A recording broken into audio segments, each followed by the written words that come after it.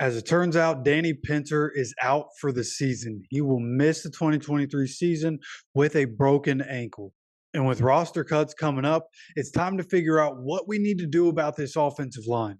All right, so here's a rundown of what I think we should do. Okay, again, Danny Pinter on the IR, so he's not going to be taking up a roster spot. He's not going to be one of the 8 offensive linemen that we take into the season.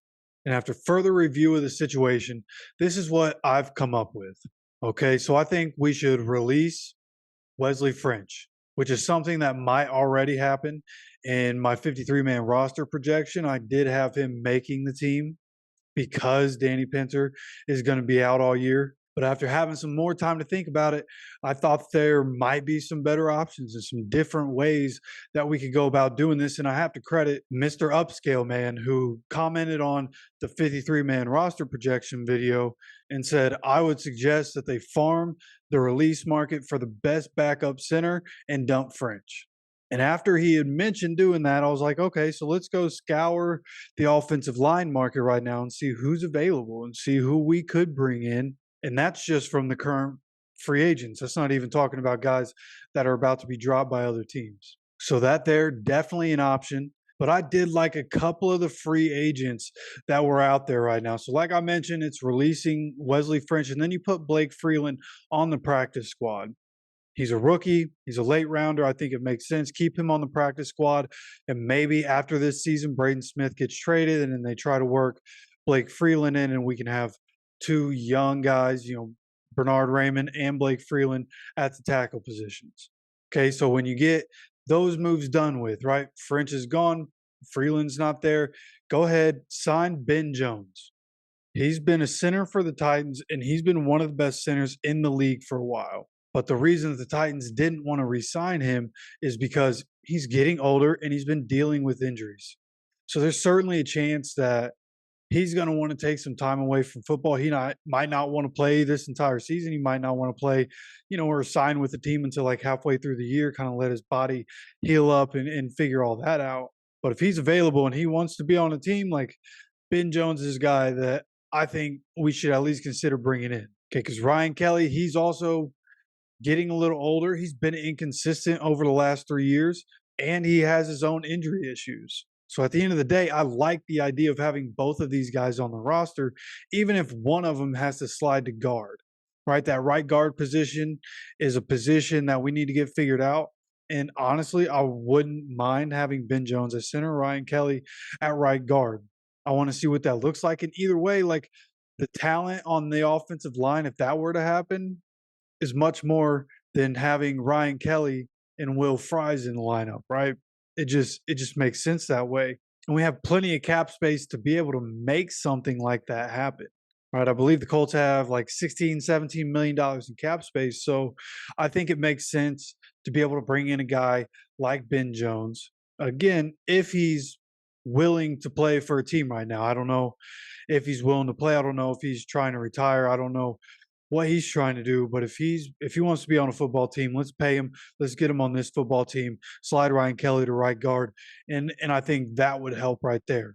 Okay, but then you have to talk about depth because guys get hurt. I think Arlington Hambright guaranteed to make the team. He's a versatile guy, plays tackle, but can go to guard if he needs to. So he's going to make the team. And if you get Ben Jones, that gives us 7 offensive linemen. So then you ask, what do we do about the 8th offensive lineman?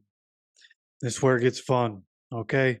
This is where we're going to trade Jonathan Taylor to the Dolphins for Robert Hunt, who can play guard and tackle on the right side. Plus, the Dolphins are going to go ahead and give us a 2024 second rounder.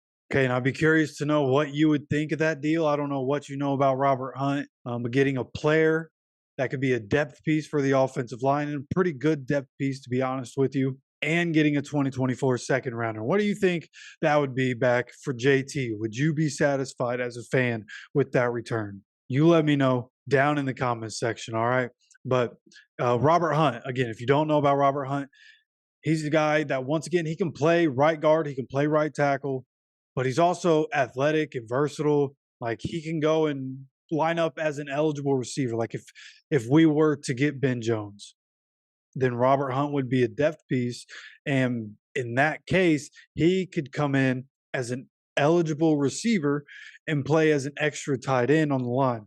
So on run plays, having a guy that started in the NFL for the Dolphins as the extra tight end, that would help in the run game, but also, especially down near the goal line, he can go out and catch passes, right? He has one of the most iconic photos in NFL history from when he caught a pass and ran to the end zone. And I mean, come on, who doesn't love a big man touchdown, right?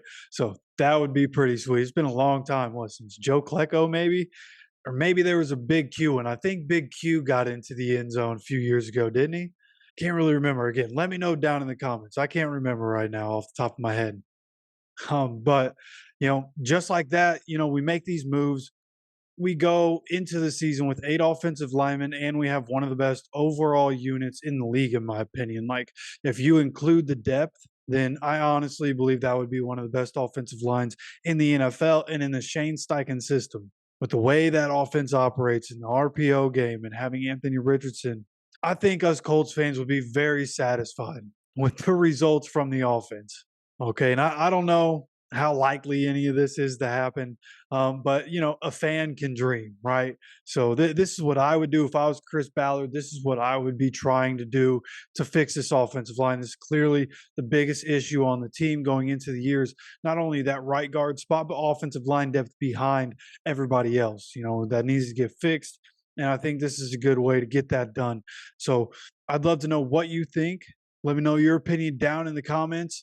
If you like this solution, go ahead, drop a like on the video, and make sure you subscribe with notifications on for more videos like this and to stay up to date on all the Colts news that I can possibly get to you guys.